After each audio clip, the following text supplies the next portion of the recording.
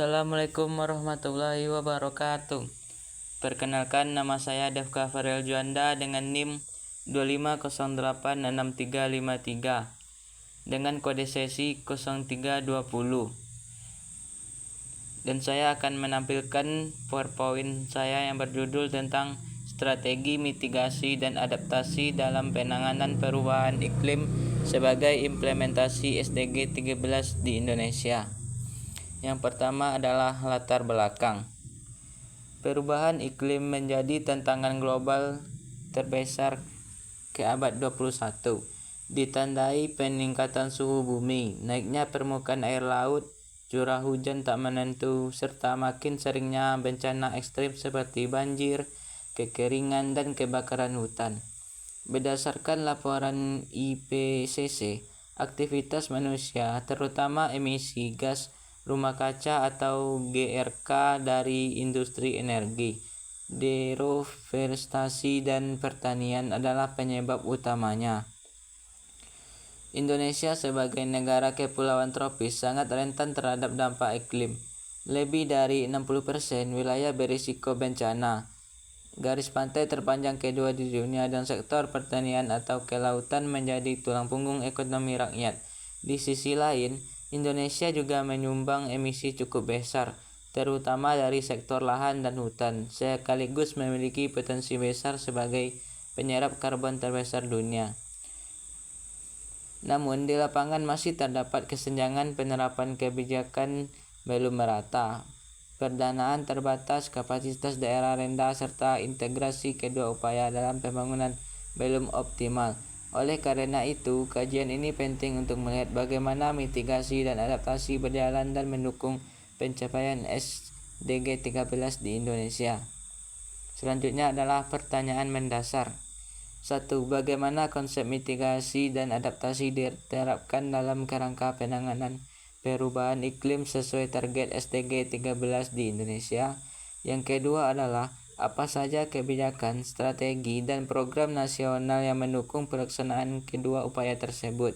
Yang ketiga adalah sejauh mana efektivitas pelaksanaan mitigasi dan adaptasi serta hambatan apa yang dihadapi di tingkat nasional dan daerah?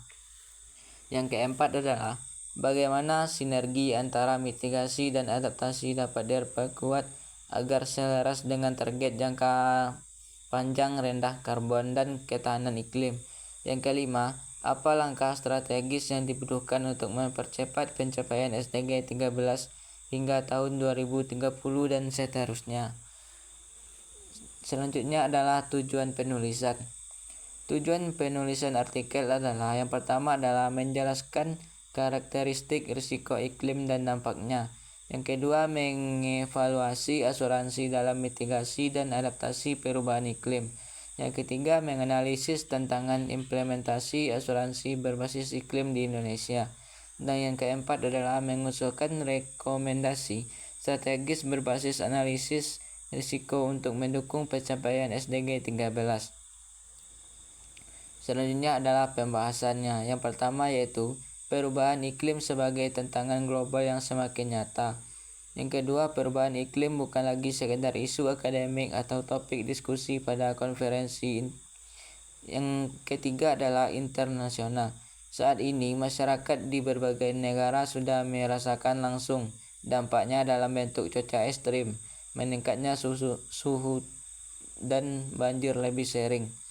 Yang kelima adalah ketidakpastian musim.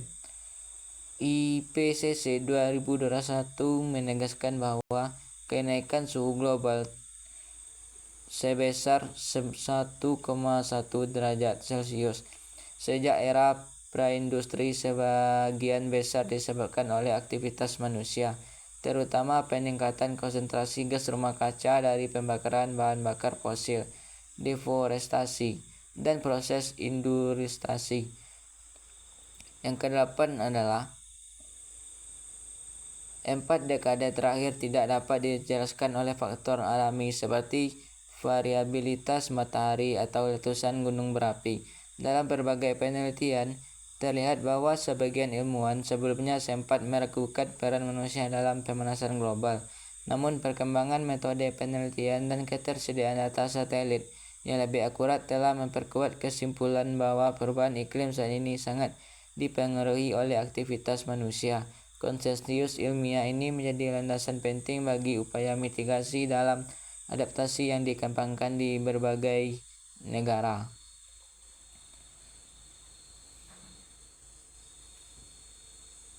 Selanjutnya adalah teknologi rendah karbon dan debat ilmiahnya. Teknologi seperti carbon capture and storage menjadi salah satu alat mitigasi yang banyak diperdebatkan. IEA 2020 menilai bahwa CCS efektif dalam menurunkan emisi industri. Namun Anderson dan Peters 2016 lebih skeptis dan berpendapat bahwa CCS terlalu mahal dan belum efisien secara besar. Perbedaan pandangan ini menunjukkan perlunya evaluasi ilmiah dan penentuan prioritas kebijakan berdasarkan konteks negara. Yang kelima adalah adaptasi, respon terhadap dampak yang sudah terjadi. Selain mitigasi, adaptasi diperlukan karena perubahan iklim sudah terjadi dan tidak dapat dihentikan sepenuhnya dalam waktu dekat.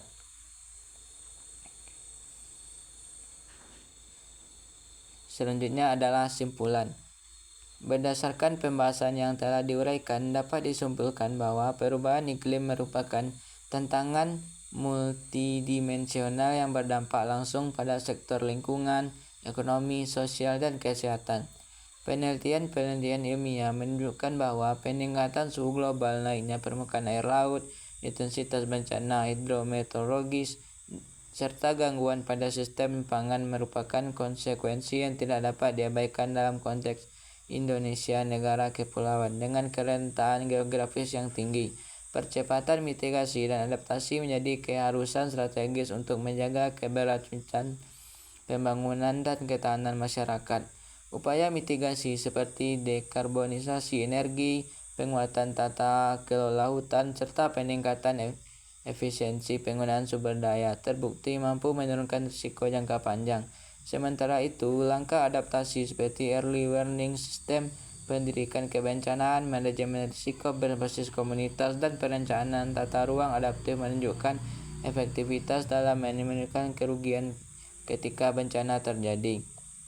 Kajian pustaka dari berbagai sumber ilmiah menegaskan bahwa integrasi antara kebijakan pemerintah, inovasi teknologi, riset ilmiah, serta partisipasi masyarakat merupakan fondasi paling penting untuk mengatasi krisis iklim secara berkelanjutan. Dengan demikian, implementasi SDG 13 bukan hanya sekedar komitmen internasional, melainkan kebutuhan praktis dan mendesak untuk memastikan keberlanjutan ekosistem serta kesejahteraan generasi sekarang dan mendatang. Kolaborasi multisektor terutama antara pemerintah, akademis, industri, dan masyarakat menjadi elemen kunci agar strategi penanganan perubahan iklim dapat berjalan secara efektif, konsisten, dan berbasis bukti ilmiah. Dan selanjutnya adalah saran. Pemerintah perlu memperkuat kerangka regulasi dan pendanaan iklim melalui investasi pada teknologi energi bersih, program karbon biru, serta peningkatan akses pendanaan hijau bagi daerah yang rentan. Regulasi yang jelas dan konsisten akan mempermudah implementasi kebijakan, dan akademisi perlu mengoptimalkan riset interdisipliner, terutama terkait prediksi risiko iklim, model mitigasi berbasis data, serta inovasi adaptasi lokal. Kolaborasi riset antara kampus, lembaga penelitian, dan pemerintah daerah perlu ditingkatkan agar rekomendasi ilmiah dapat langsung diterjemahkan ke kebijakan yang aplikatif. Masyarakat dan komunitas lokal perlu dilibatkan secara aktif dalam program mitigasi adaptasi, pelatihan kesiapsiagaan bencana, edukasi lingkungan, dan pembentukan kelompok siaga perubahan iklim berbasis desa dapat meningkatkan ketahanan sosial secara signifikan. Sekian presentasi yang dapat saya sampaikan. Kalau ada salah mohon maaf. Assalamualaikum warahmatullahi wabarakatuh.